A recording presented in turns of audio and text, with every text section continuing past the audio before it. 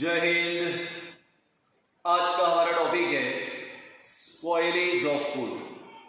अब आप सोचोगे कि फूड स्पॉइलेज क्या होता है, यानी हम आज के टॉपिक में देखने वाले हैं कि खाने वाली चीजें फूड कैसे स्पॉइल्ड हो जाती हैं और उन्हें अगर हमें बचाना है तो कैसे बचाएंगे। तो अब पूछा गया what do you mean by food spoilage, क्या होता है फूड स्पॉइलेज। तो हमने कहा कि the food which is not suited for human consumption, ऐसा खाना जो ह्यूमन बीइंग्स के लिए सूट नहीं करता, the food which is not suited for human consumption and may leads to some ill effect, और अगर हमने खा लिया तो जिसके कारण हमें परेशानी हो जाती है, हमें कुछ इल इफेक्ट होते हैं, तो वो है स्पॉइल्ड फूड, या उसे हम लोग कहते हैं spoilage of food. So the food which is not suited किसके लिए, for human being, the food which is not suited for human consumption, human beings के लिए नहीं, the food which is not suited for human consumption and may leads to क्या, ill effect, कोई ना कोई बीमारी हो सकती है। This is called as spoilage of food. अब यहां पे मैं एक आपको मिथ शेयर करता हूं, आप चाहे तो इसे स्टोरी समझ लें ताकि आपको समझे। हमारे यहां पर यवतमाल में भी महाराष्ट्र में एक कम्युनिटी है, इन्हें हंटर कम्युनिटी कहते हैं। मराठी भाषा में इसका अलग नाम है, पर इन्हें हंटर कम्युनिटी कहते हैं। इनके कोई घर वगैरह नहीं होते, आमतौर पे ये आजाद मैदान और धामनगांव रोड पे रोड साइड में रहते हैं। तो traditionally from the ancient time, from thousands of years, they are only the hunters. इन हंटर्स के बारे में, इनकी कम्युनिटी के बारे में एक मिथ है, और मिथ है कि ये कितना भी पुराना खाना खा ले, कितना भी पुराना खाना खा ले तो इन्हें कुछ नहीं होता। अब कई बार हमने हमारे भी घर देखा, जब हम छोटे थे तो हमारी मम्मी जब ये लोग आते खाना मांगने के लिए, तो रात का बासी खाना या कभी कभी तो एक दिन पुराना खाना इन्हें दे देती। हमें कहती कि देखो इन्हें कुछ नहीं होता, ये बेचारे खा लेंगे। हम भी सोचते हैं कि यार कमाल है, क्या बॉडी है इनका, कितना भी पुराना खाना खा सकते हैं। अब इसके पीछे एक मिथ है जो माइथोलॉजिकली आता है, यानी हमारे धार्मिक ग्रंथों से आता है। मिथ का मतलब होता है जो साइंटिफिकली करेक्ट नहीं। मिथ क्या है, एक दिन एक हंटर, एक दिन हजारों सालों पहले एक हंटर वो एक पेड़ पे बैठा, वो अपने बो एंड एरो को लेके बैठा कि अगर कोई उसे एनिमल दिखाई दे तो उसे वो मारेगा, उसका वो शिकार करेगा। उसके लिए वेट कर रहा था। वो पानी के एक पास, जहां पे पानी जमा होता है, तालाब वगैरह, लेक लाइक दैट, वहां उसके पेड़ के ऊपर बैठा था और समय बीत गया, पर एनिमल्स, जानवर वो आ ही नहीं रहा था। अब वो बोर हो रहा था, यार मैं इतना टाइम से यहां बैठा हूं और यहां कोई एनिमल आ ही नहीं रहा। फाइनली अब वो बोर होते होते पत्ते तोड़ने लगा और नीचे फेंकने लगा। तो जहां बैठा था वहां से पत्ते तोड़ता और नीचे फेंकता रहेगा। अब ध्यान से सुनो, माइथोलॉजिकली यानी हमारे पुराने जो है होली लिटरेचर्स में कुछ इस प्रकार है कि ये जो हंटर है ये पत्ते तोड़ता नीचे डालता, तो माना गया कि जिस पेड़ पे वो बैठा था वो पेड़ था बेल का।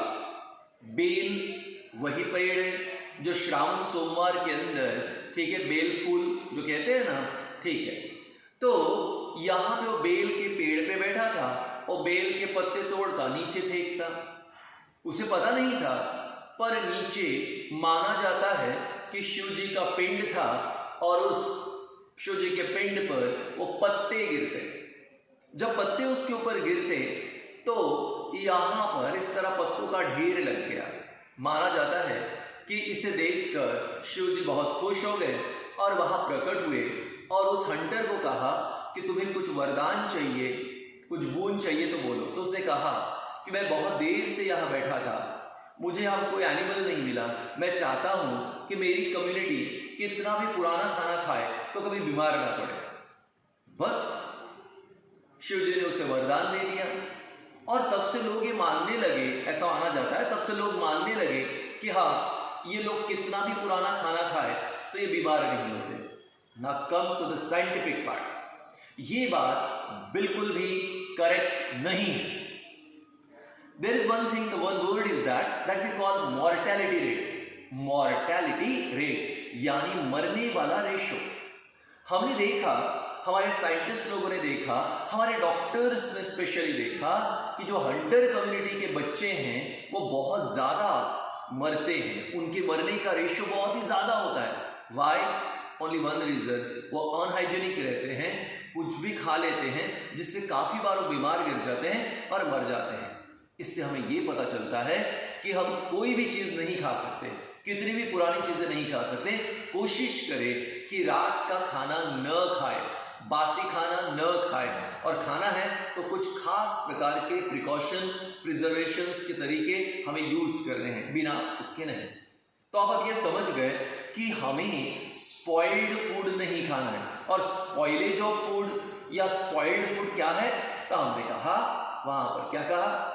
हमने कहा the food which is not suited, the food which is not suited for human consumption, the food which is not suited for human consumption and may causes, और हाँ हो सकता है मे कॉजेस इल इफेक्ट, और हमें कुछ बीमारियां भी हो सकती है, डायरिया, डिसेंट्री, स्टमक ऐक, कभी कभी तो food poisoning, and may causes some ill effect is called spoilage of food. अब ये है स्पॉइलेज ऑफ फूड, खाना खराब हो सकता है। क्यों खराब हो सकता है? क्योंकि जब खाना गलती से खुला रह गया या एक पर्टिकुलर टेम्परेचर आ गया तो वहां पे बैक्टीरियल या फंगल इन्फेक्शन हो जाता है। मम्मी ने खाना बाहर रख दिया, मम्मी का बेचारे का ध्यान नहीं रहा और उसके अंदर बैक्टीरिया आ गए, तो ये बैक्टीरिया उस खाने को खराब कर देंगे, स्पॉइल कर देंगे। रात के समय मम्मी खाने को फ्रिज में रखना भूल गई, सुबह तक देखा तो एक गंदी बदबू आने लग गई, खाना थोड़ा चिपचिपा हो गया, हमने कहा खाना खराब हो गया। स्पॉइलेज ऑफ फूड बैक्टीरियल या फंगल इन्फेक्शन के कारण या बैक्टीरियल या फंगल इनॉकुलेशन के कारण आमतौर पे खाना खराब हो जाता है। अब खाना तो खराब हो गया तो हमें उसे बचाना है, तो कैसे बचाएंगे? तो उसका आंसर है प्रिजर्वेशन मेथड या methods to preserve spoilage of food. तो चलिए वही देखते हैं। अब यहां पे हम लोग कंटिन्यू कर रहे हैं स्पॉइलेज ऑफ फूड से रिलेटेड।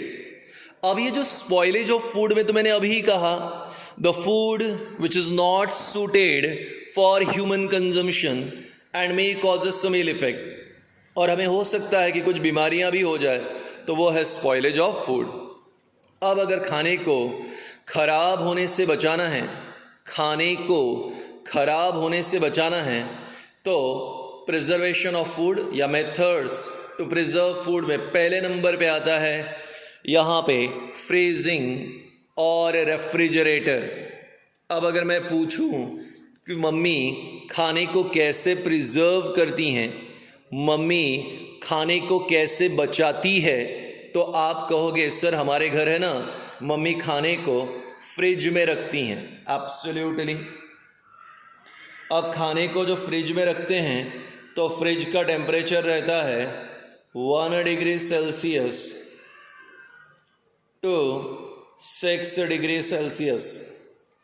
खाने को रेफ्रिजरेटर में रखा जाता है तो ये है 1 degree Celsius to 6 degree Celsius.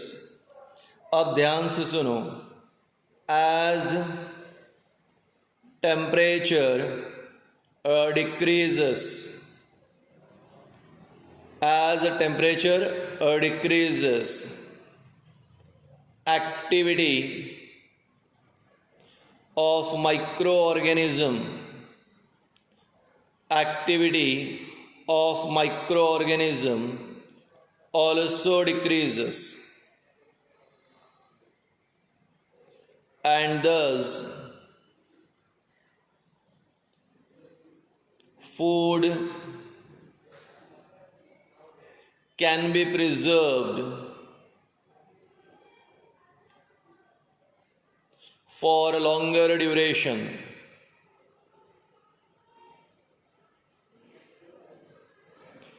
अब देखो बेटा, आमतौर पे नॉर्मल टेम्परेचर पे फूड मटेरियल ख़राब हो सकता है, वेजिटेबल्स है, फ्रूट्स है, या कुछ और फूड प्रोडक्ट है, ख़राब हो सकते हैं, तो मम्मी फ्रिज में रखती हैं।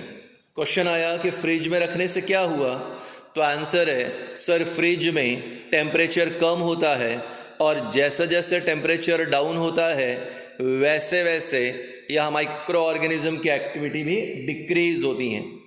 जैसे जैसे टेम्परेचर डाउन होता है वैसे वैसे माइक्रो ऑर्गेनिज्म की एक्टिविटी भी डिक्रीज होती हैं, इसलिए लंबे समय तक फूड को प्रिजर्व किया जा सकता है। चलिए ठीक है, अब मेरे पास और एक चीज़ है, -1 degree Celsius to -30 degree Celsius. अब हमने फ्रीज़र की बात करनी है। आपको याद है ना, कई सारे मॉल्स में, सुपरमार्केट में या यवतमाल में भी कुछ खास दुकानों में आपको आजकल फ्रोज़न फूड मिलते हैं। फ्रोज़न फूड यानी वो फूड जो फ्रीज़ करके रखे जाते हैं, माइनस टेम्परेचर पे स्टोर्ड करके रखते हैं। एग्जाम्पल के तौर पे यूजुअली मैं कॉर्न, ग्रीन पीज़ ऐसे मटेरियल लेकर आता हूँ, इवन फ्रेंच फ्राइज़, मकेन के कुछ प्रोडक्ट्स, ये सभी फ्रोज़न फूड है। अब इन्हें माइनस टेम्परेचर पे स्टोर किया जाता है।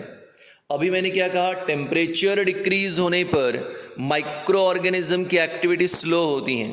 But for your kind information, if the temperature goes below, if the temperature goes below -13 degrees Celsius, then all chemicals of microorganism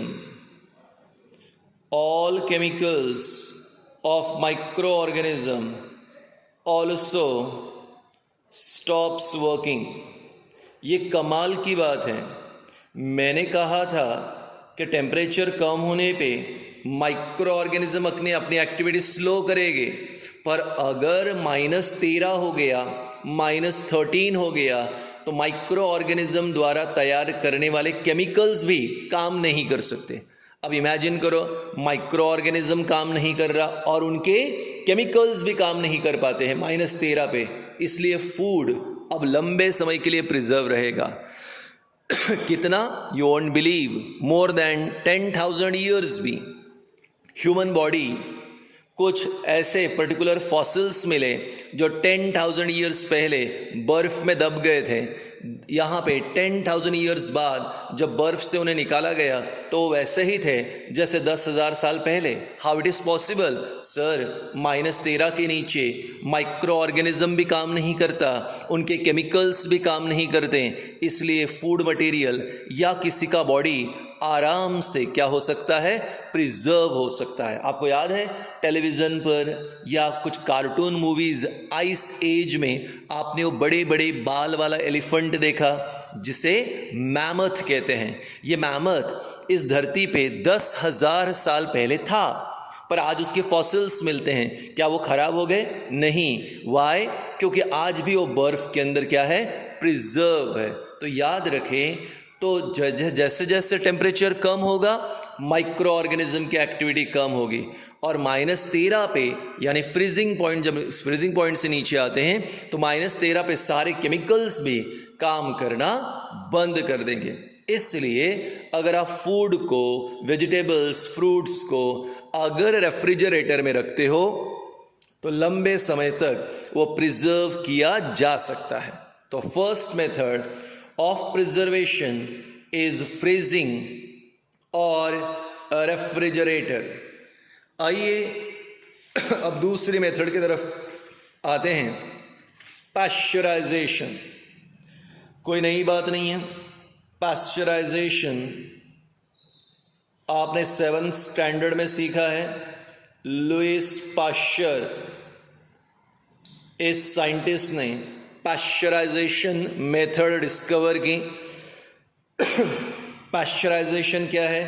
heating है। किसका हीटिंग है? हीटिंग ऑफ मिल्क है। हीटिंग ऑफ मिल्क है, ठीक है। कितने डिग्री सेल्सियस पे?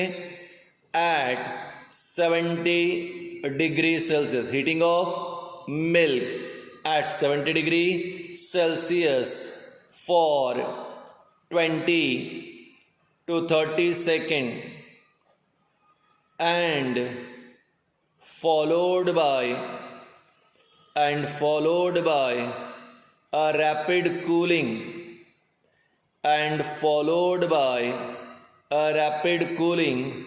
is called as pasteurization। तो लुईस पाश्चर ने जो मेथड दी है फूड प्रिजर्वेशन की, स्पेशली मिल्क प्रिजर्वेशन की, तो लुईस पाश्चर द्वारा दी गई मिल्क प्रिजर्वेशन की मेथड पाश्चराइजेशन क्या है? Heating of milk. काय को हीट करना है? क्यों हीट करना है? आंसर से दूध को गर्म करने से उसके बैक्टीरिया मर जाएंगे। कितने डिग्री पे? 70। वाई 70? क्योंकि सर 60 डिग्री सेल्सियस के बाद सारे माइक्रो ऑर्गेनिज्म मर जाते हैं, इसलिए हमें मोर देन 60 करना है। तो हमने 70 डिग्री सेल्सियस पे हीट किया। कितनी देर? 20 to 30 सेकेंड। सर 20 से 30 सेकेंड में सारे माइक्रो ऑर्गेनिज्म मर जाएंगे। सो हीटिंग ऑफ मिल्क, क्यों? To kill the bacteria, to kill the germs. Heating of milk at 70 degree Celsius. कितने देर के लिए? For 20 to 30 second and followed by, और तुरंत ही फॉलोड बाय रैपिड कूलिंग। और जैसे ही हमने जर्म्स को मार दिया, तुरंत दूध को ठंडा कर दो, फॉलोड बाय रैपिड कूलिंग, ताकि वो लंबे समय के लिए प्रिजर्व हो जाए। अब आप अपने घर पे पैकेट का दूध अगर लाते हो तो देखो पैकेट का दूध डेयरी में 2, 4, 8 दिन पुराना है, लेकिन तुम्हारे घर पे आने तक वो फ्रेश रहता है। Why? Very simple, pasteurisation method. कई बार आप सुपरमार्केट से, मॉल से टेट्रा पैक पैकेट लेते हो, ये भी यहाँ पे जो है प्रिजर्व रहता है। उसकी कुछ और रीज़न है, आगे देखेंगे। पर हर बार दूध को सबसे पहले क्या करते हैं? गरम। क्यों गरम करते हैं? माइक्रो ऑर्गेनिज्म को मारने के लिए। क्या होगा? वो मर गए तो उसके कारण दूध लंबे समय के लिए प्रिजर्व होगा। सो हीटिंग ऑफ मिल्क, ठीक है। कितने डिग्री पे? At 70 degree Celsius. कितनी देर के लिए? For 20 to 30 second, followed by rapid cooling is called pasteurisation. और पाश्चराइजेशन से हम लोग जो है दूध को लंबे समय के लिए क्या कर सकते हैं? प्रिजर्व कर सकते हैं। तो मिल्क को प्रिजर्व करने वाली मेथड क्या है? पाश्चराइजेशन। तो 2 मेथड देख ली प्रिजर्वेशन की, पहली फ्रीजिंग और रेफ्रिजरेटर, और दूसरी पाश्चराइजेशन।